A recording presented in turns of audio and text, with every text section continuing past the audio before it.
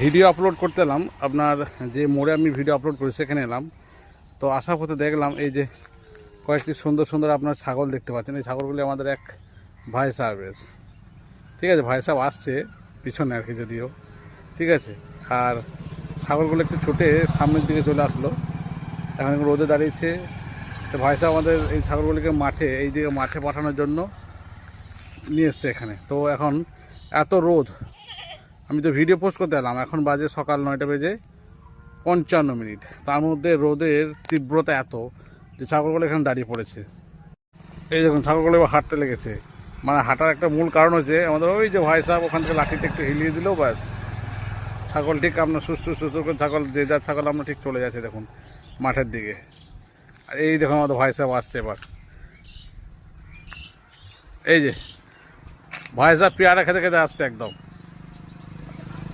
ছাগল নিয়ে, ছাগল চড়ানোর জন্য। তোমার লাঠি দেখে ছাগল পালিয়ে গেল।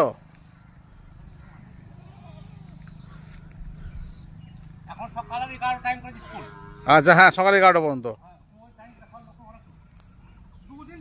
হ্যাঁ